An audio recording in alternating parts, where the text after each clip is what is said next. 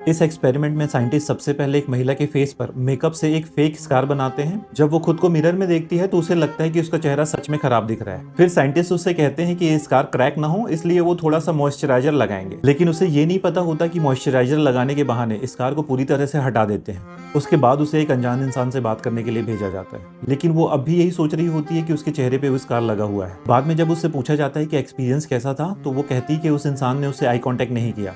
वो बहुत टेंस लग रहा था और उसके स्कार की तरफ ही देख रहा था और उसे जज कर रहा था। लेकिन सच ये है कि उसके चेहरे पे स्कार था ही नहीं, इसलिए ये बात सच नहीं हो सकती कि कोई उसे स्कार की वजह से जज कर रहा था। अब इस बात को समझो, जब कोई व्यक्ति पहले से एक्सपेक्ट कर लेता है कि लोग उसे जज करेंगे, तो उसे हर जगह जजमेंट दिखाई देने लगता है, चाहे वो रियलिटी में एग्जिस्ट ही ना करता हो।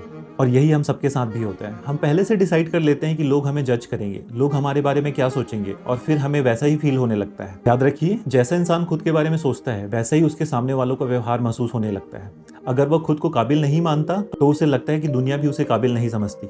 असल लड़ाई बाहर की नहीं, हमारे अंदर की है, खुद को समझने की। और जिस दिन इंसान ये लड़ाई जीत लेता है, उस दिन उसकी जिंदगी बदलने लगती है। और हकीकत यह है कि ब्रह्मांड आपको आपकी एक्चुअल कैपेबिलिटी के हिसाब से नहीं, बल्कि आप खुद को कितना कैपेबल मानते हैं उसके हिसाब से देता है। अगर ये बात आपके दिल तक पहुंची हो तो मुझे फॉलो कर लो और कमेंट में लिखो, I believe in my self.